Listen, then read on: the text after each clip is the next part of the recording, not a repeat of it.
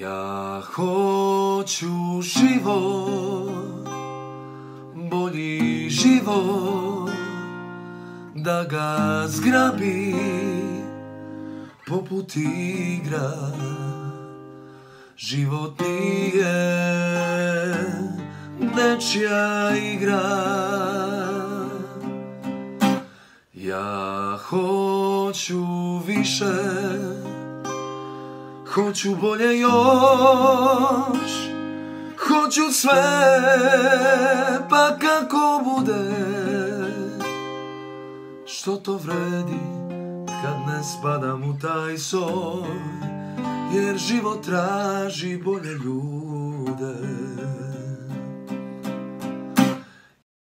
Ćao Raja, čao Rajice, dobro večer i dobrodošli u još jedno izdanje 10 razloga zašto sam napustio Bosnu i Hercegovinu, ili kako to moj prijatelj parafrazira, 10 razloga zašto sam došao u Katar, to jeste zašto sam došao ovdje. Prije svega, ja bih da se zahvalim svim prijateljima, svim poznanicima, svi oni koje ne znam, na podršci, na dijeljenju samog kontenta kojeg snimam i onda također na subscribe-u do koji smo dosegli 789 subscribera tačno sad, i naš prvi video kome nije mrsko nek ode dole i scrolla fino na part 1 od 10 razloga zašto sam napustio Bosnu i Hercegovinu. Imamo 999 pregleda, čekamo još jednog tog koji će pogledati da imamo jubilarnu 1000. Hvala vam puno svima i znači mi vaša podrška, i hvala onima koji pogledaju, a ne zaprate, znači mi i njihovo to gledanje, koji podijele, prije Raje sa Instagrama koja to isto prate pa podijele. Hvala vam još jednom svima i zahvalio bi se grupi ovdje, Balkanci u Dohi, koja također mi je dozvolila da svoj materijal podijelim sa njima putem grupa kojih komuniciramo. Naime, večeras bih govorio o jednom od razloga, ali nažalost sad su to dva razloga. Htio sam pričati o Davidu Dragičeviću. Znate svi šta se izdešavalo, kako se izdešavalo, kroz koje agonije njegov otac prolazi, Davor Dragičević, i ovim putem mu šaljem punu podršku kao i gospodinu Murisu Memiću. Niko se ne može suosjećati vama, jedino vas dvojica jedan s drugim, jer to što se desilo je jedna velika katastrofa. Ali prije 3 noći u naselju Otoka, koje jako dobro poznajem, desilo se ubistvo, uzet je mladi život momka koji su rekli da je za primjer Faris Pendek. Eto kako sam uspio da pročitam i da vidim, Faris Pendek je bio dijete za primjer, dobro odgojen, uspješan u školi, dobre ocjene. I onda svi znate iz medija šta se nažalost desilo, otišao je još jedan mlad život. Koliko znamo, policija je do sada uhvatila većinu prestupnika kada se radi o upotrebi vatrenog oružja, međutim, oni koji treba da rade posao, nažalost, ne rade ga.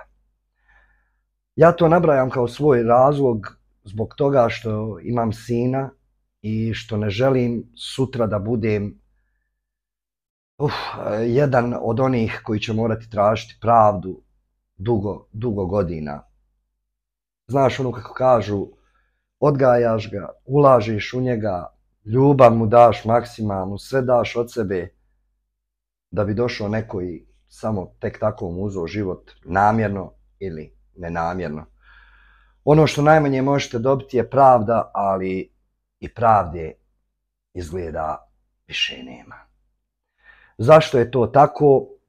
To ću ostaviti vama da sami sebi odgovorite, jer vi bi trebali znati najbolji odgovor za to, jer sve kreće od nas. Kaže izbori, varali ovo ono, sve ste u pravu, apsolutno sve ste u pravu. Ali ako vidimo da se to dešava, zašto ne reagujemo? Jer su oni tu radi nas, nismo mi tu radi njih, ljudi dragi.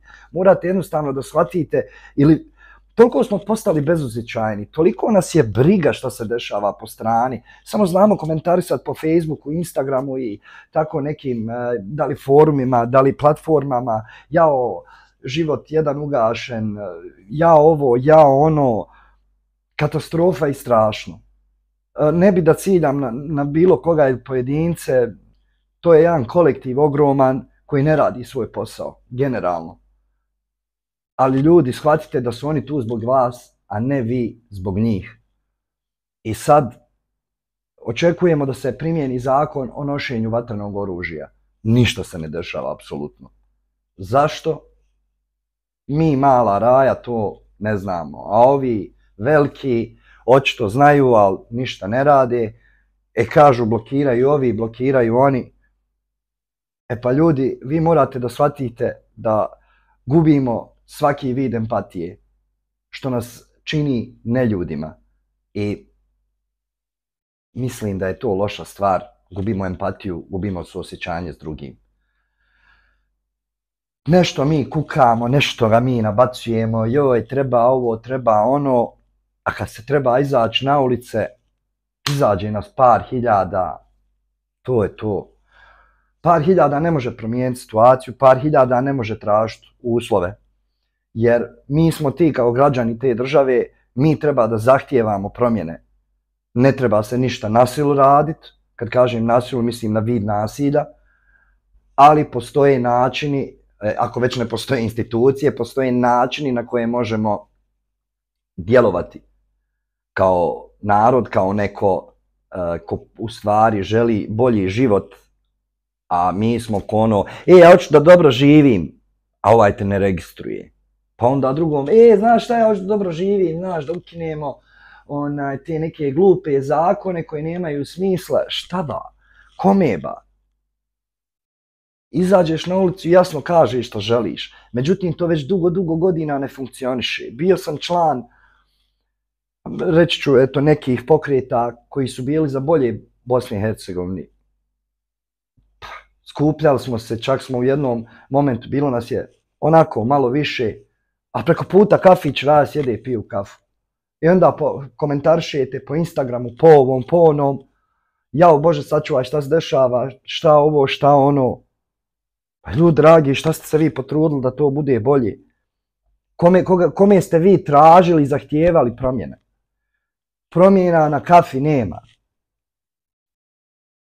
Promjena na kafi nema, ponavljam. Razumijem da ste ljudi neki i poslom zauzeti, preživljavanjem i tako dalje, ali da bi nam bolje bilo ne možemo čekati druge. Jer kad čekamo druge, treći odlaze, a ti treći su ljudi kao ja. Ja se nadam da me razumijete što govorim i malo je ozbiljnija, mislim, teška tema u jednu ruku, ali i ozbiljna. Ljudi dragi, morate krenuti od sebe. Ne do Bog šta da se vama desi. Da bi spriječili to vama se desi, moramo zahtijevati stvari od nadležnih institucija, a oni moraju djelovati. Ali ne možemo sjediti na kafi i reći bit će bolje, bit će ovo, bit će ono, bit će ovako, bit će onako, amđiga, dajđiga, amđiga, dajđiga, amđiga, dajđiga. Šta je ba? Ljudi dragi, mora se jasno i glasno reći kakve se promjene zahtijevaju i koji su razlozi, a ja mislim da imamo i više nego razloge. Više nego jedan razlog da se to tako traži. Jedan razlog je Dženan Memić, jedan razlog je David Dragičević, jedan razlog je postao i Faris Pendek. Ljudi, nemojte neinsani postavljati, ne ljudi, ne čovjek si ako nemaš empatiju. Ljudi dragi, osvijeste se na vrijeme. Ja sam otišao jer sam morao, ja ne želim, ja ne mogu sam stajati, s parolom ili sa zastavicom. Pokušao sam, ne funkcioniše, vjeruj bratu. Ali doveli smo se u situaciju da ja sam morao otići za dobrobit svoje porodice. Ne da ja živim neki wow life, baby, dobar sam, punko brod, nisam punko brod, hoću dijete da iškolujem. Hoću da mu ponudim bezbrižan život, da ga niko neće prići i nalupati i ubit ga. Da mu niko neće pištoljem prići pa upucat ga.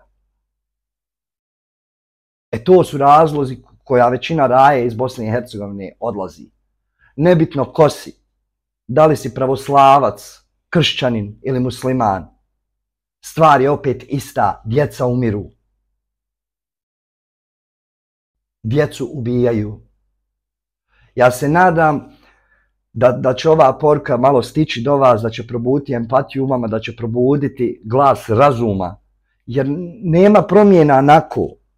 Ne možeš ti uzmeš, staviš nešto, stvari, ona se neće pomjeriti. Nema šanse ako je ti ne pomjeriš. Pa ako je teško, zovneš Jarana, pa ti Jaran dođe. Pa vas dvojica skupa to. Pa ako ne možete vas dvojica, zovneš trećeg i tako dalje i tako dalje. Ljudi, ja mislim da me razumijete. Da ne bi previše palamudio. Vidite ovo, vjerujte bratu, stvar se neće promijeniti same od sebe. Recite ne nasilju, recite ne oružju i recite stroge kazne za nošenje vatrenog oružja. Ljubim vas, brat, još jednom, pogledajte u svoju avliju, ili ti kako kažu, baštu, nebitno ko si. Bitno je da se normalno živi, bitno je da djeci možete svojoj priuštiti barem bezbrižan život. O tome se radi. Nije ovo nikakvo kofrčenje ni ništa. Jednostavno, ovo je jedan od razloga zbog kojih sam otišao iz Bosne i Hercegovine. Ovo je 4. dio, a imamo ih još 6. Hvala vam svima na pažnji i nadam se opet da će poruka doprijeti do vas. Ljubi vas, brat, i još jednom pozdrav iz Dohe, Katra.